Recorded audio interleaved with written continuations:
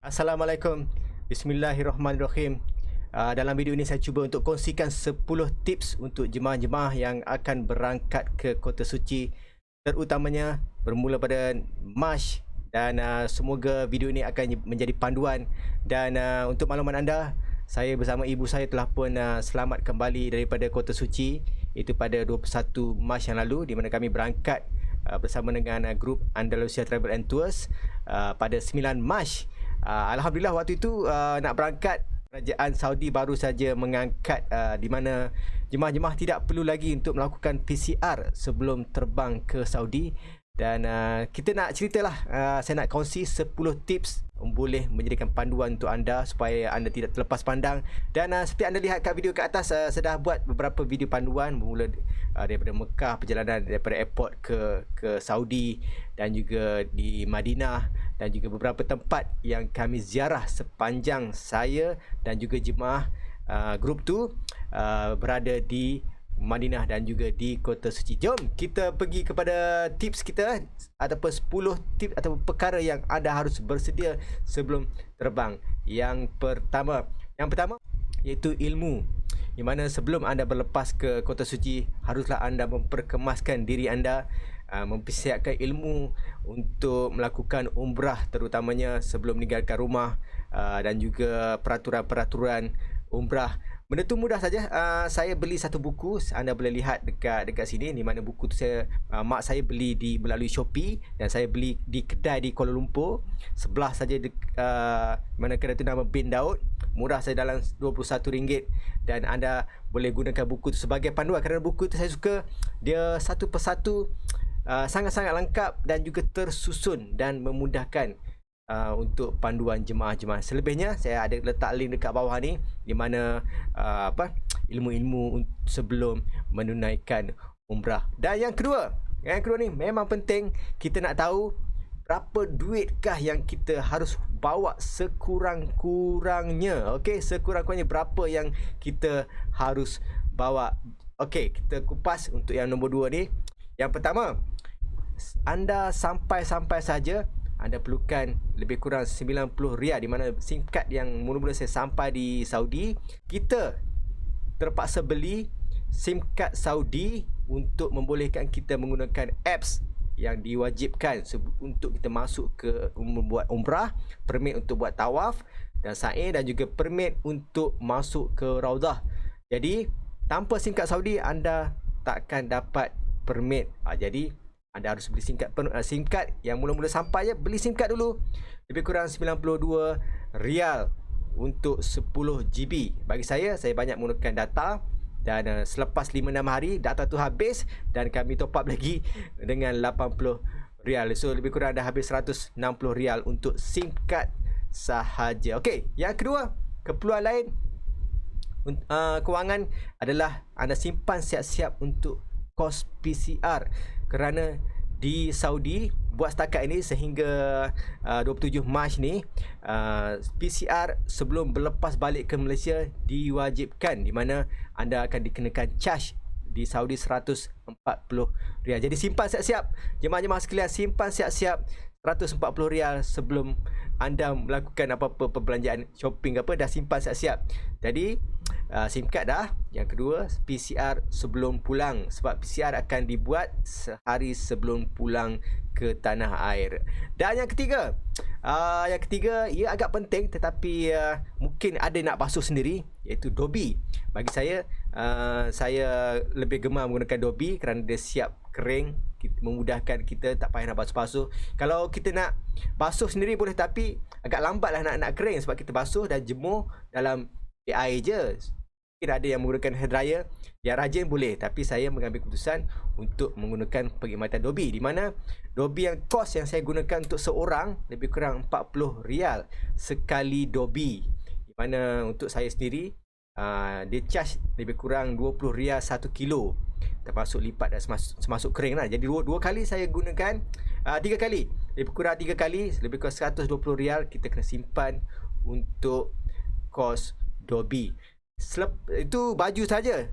Untuk ihram pula, saya 2 kali basuh juga, di mana saya spend lebih kurang RM15 untuk sepasang ihram untuk perempuan, mungkin tak terlibat lah untuk lelaki, RM15 dan 2 kali basuh Dobi, mana RM30 dah kena simpan dekat situ. Okey, dan yang seterusnya selepas Dobi, kita harus simpan lah, kena spend duit untuk makan ni terpulang. Makan dekat hotel dah ada dah 3 kali sehari, tak ada masalah. Tetapi bila dah sampai hari ketiga, hari keempat, kita kadang dah muak dengan nasi Arab, menu-menu yang sama je yang disediakan oleh hotel. Saya tak kira lah di Madinah ke di Mekah ke, kita akan rasa nak pergi makan kat luar, di mana makan kat luar mudah, semua halal, dan kita kena spend lebih kurang 100 ke 200 rial untuk makan. Ada yang lebih. Ni saya cakap untuk seorang saja.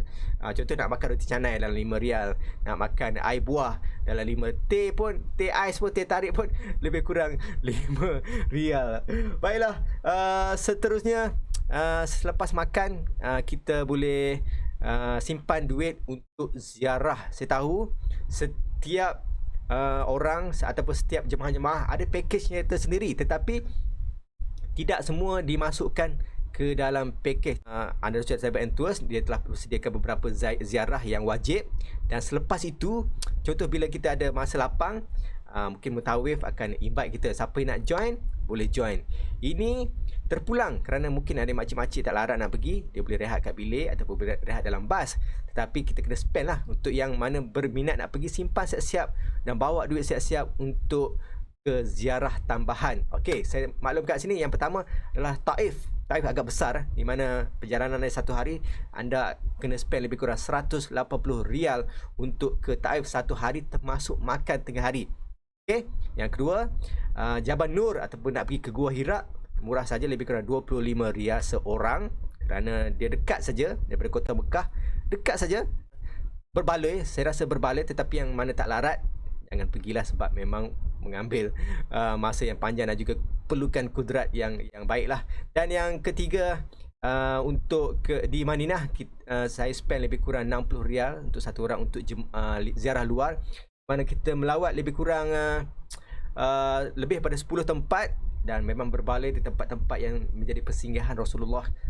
Dan kita lebih afdal lah bila kita berada di kota suci, kita lebih afdal untuk melawat tempat-tempat yang pernah disinggah oleh Rasulullah. Walaupun kita dah pergi, saya rasa itu saja untuk wang yang perlu kita bawa. Lebih kurang, kalau kita campur lebih kurang RM700 anda harus ada sekurang-kurangnya. Kalau termasuk makan, dah dekat RM1,000. Ini tak termasuk sedekah ya. Jadi saya bagi tips sikit. Sedekah, kita selalu bagi dekat pekerja-pekerja yang membersih masjid, ataupun yang membantu masjid, yang angkat air zam-zam. Kadang-kadang dia sangat-sangat friendly, dia tolong kita ambil air zam-zam. Contoh orang-orang tua tak sampai kan, dia orang tolong. Jadi kita bagilah sedekah. Jadi duit sedekah ni tak termasuk. Jadi sekurang-kurangnya ni tak termasuk shopping. Sekurang-kurangnya RM1,000 anda harus bawa sebelum berlepas. Tetapi kalau tak cukup, tak mengapa, anda boleh cash out daripada ATM yang disediakan berdekatan.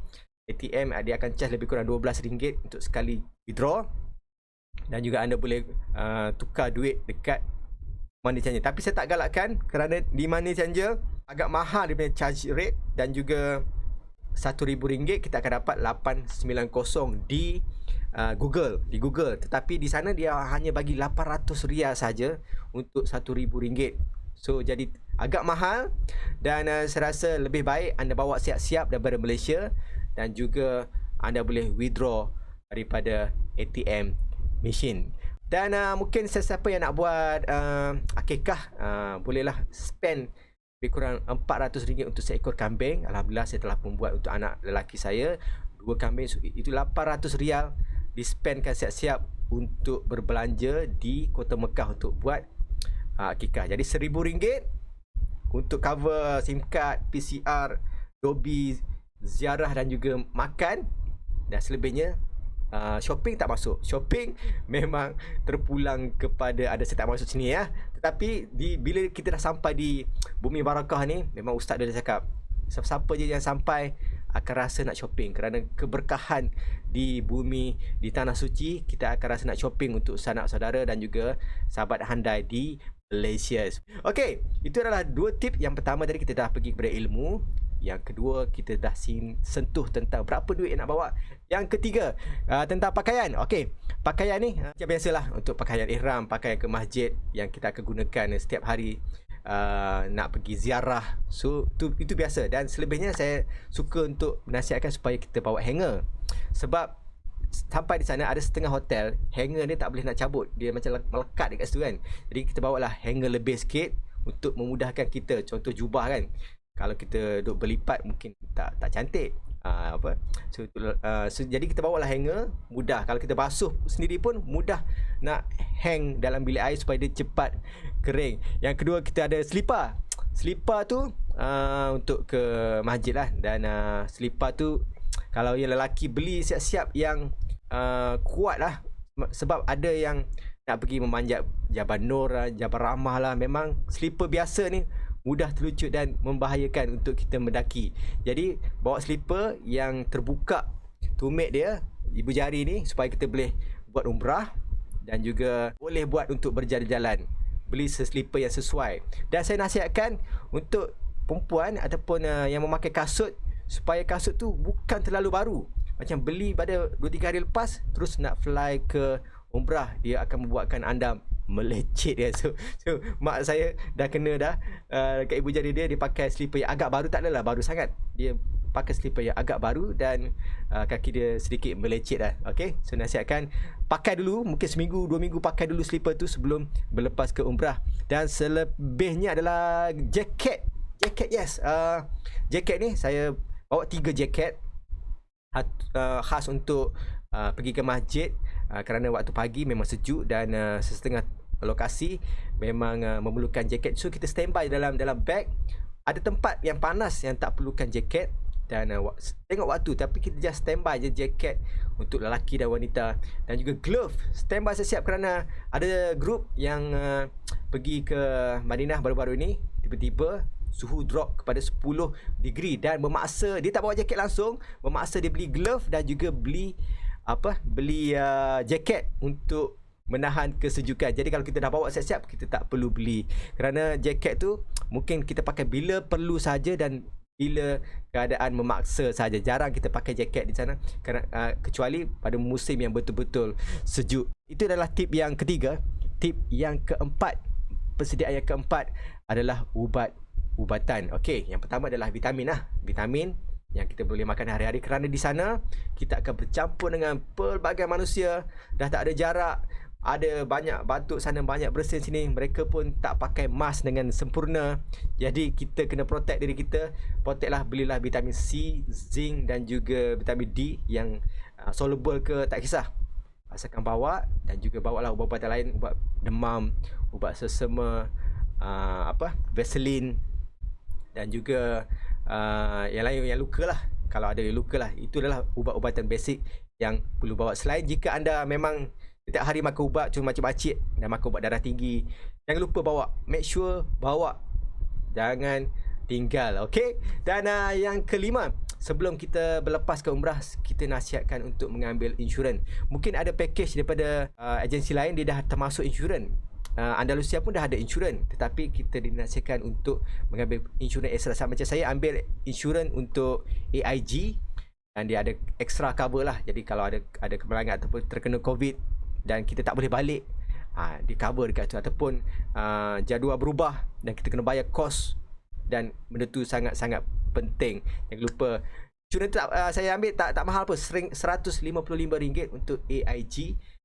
Saya boleh letak kat link dekat bawah ni, jadi anda boleh lihat penerangan yang lebih jelas daripada pihak insurans. Okey, yang keenam adalah kit solat. Okey, kit solat ni kita akan gunakan sewaktu perjalanan. Okey, kit solat ni kalau itu saya naik March, dia bagi satu kit yang sangat-sangat lengkap. Dalam tu ada sejadah dan ada spray. Spray tu untuk kita spray waktu dalam penerbangan, mungkin dalam bas ataupun mungkin di persinggahan yang tak ada air, kita tak tahu. Jadi bawalah kit solat ni, sejadah, spray, dua ni lah kit solat, dan memudahkan. Satu lagi, kita dinasihatkan untuk menggunakan sejadah setiap kali nak solat, kerana sejadah yang ada di Madinah, kapet yang ada di Masjidil Haram telah pun digunakan oleh berjuta-juta manusia. Kita tak tahu, semua orang sujud dekat situ. Jadi untuk protect diri kita daripada virus-virus, kita gunakanlah sejadah kita sendiri untuk lebih bersih lah. Jadi kita confident itu, kita sujud atas sejadah kita dan memudahkan. Jadi kalau kita pergi travel pun, kita nak solat kat mana-mana, kita ada sejadah kita sendiri dalam beg tu dan memudahkan urusan.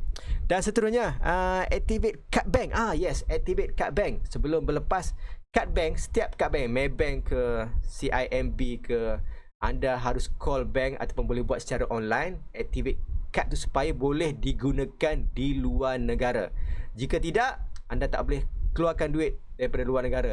Itu ada masalah sikit lah. Jadi sebelum berlepas, call boleh ataupun online, cakap kat bank nak aktifkan kad anda supaya jika emergency atau jika anda tak cukup duit, anda boleh keluarkan duit di ATM machine di Saudi nanti. Okey, kita pergi kepada yang seterusnya, iaitu phone. Phone. Ada orang dibawa phone yang agak lama ya. So saya nasihatkan jangan bawa phone yang terlalu lama ataupun terlalu small dia punya space dia, kerana mak saya, terjadi pada mak saya, dia bawa satu phone yang agak baru, satu phone dia kata ni phone ni tak lama. Dia bawa lah phone yang agak lama, khas untuk apps, khas untuk Saudi. Jadi kita bila dah register, apps tu tak boleh nak support sebab apps tu agak baru, dibuat pada tahun 2021 dan tak boleh guna phone tu. Jadi bawalah phone yang agak power dan baru lah. Jadi supaya tidak ada masalah untuk gunakan ads Tawakalna dan juga ad mana di Saudi nanti. Dan seterusnya backspace. Yes, ini backspace kena simpan lah. So daripada Malaysia ni, kalau kita nak ada rasa nak shopping, saya rasa memang akan ada shopping sebab memang akan ada bertambah. Jadi bawalah backspace siap-siap supaya kita bila dah ke sana, contoh dah shopping tak muat dah dengan jubah je, dengan sagu hatinya, dengan kurmanya. Ya Allah, memang tak boleh nak elak lah.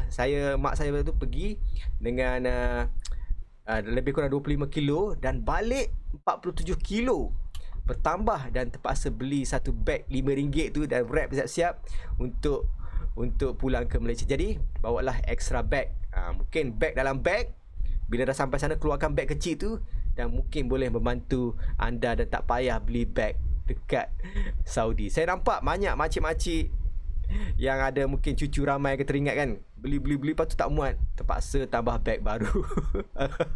Okey, itu bag space lah. Dan last kali, wrapping bag. Ini boleh menjimatkan anda juga. Saya telah pun dengar dan juga merasai sendiri. Dan kalau di airport, kita kena bayar lebih kurang RM25 ataupun RM28 untuk wrapping satu bag, berbanding dengan beli wrapping bag yang saya akan tunjuk, yang anda nampak sekarang ni. Wrapping bag tu lebih kurang RM20 je dan boleh pakai untuk banyak bag. Anda boleh pakai kat Malaysia dan anda boleh pakai di Saudi sebelum pulang nanti. Bagi saya bawa wrapping bag ni, masuk dalam bag. Bila sampai sana, nak balik, kita ada wrapping bag sendiri dan boleh wrapping bag sendiri dekat dalam bilik sebelum kita hantar ke bas. Dan ia telah pun menjimatkan. Contoh ada 8 bag. Ada 8 bag. Ada 5 bag. So saya jimat lebih kurang 5 darab dengan 25, RM100 lebih boleh jimat. Kalau kita wrap dekat airport Saudi, lebih kurang RM30. Sangat-sangat mahal dan juga tak berbaloi lah. Okey, saya rasa itu saja perkongsian saya untuk kali ini, 10 tips untuk anda. Semoga bermanfaat dan juga semoga anda yang berlepas ke Tanah Suci dan selamat pulang dan mendapat umrah dan juga haji yang mabrur. Sekian dulu daripada saya. Assalamualaikum. Bye-bye.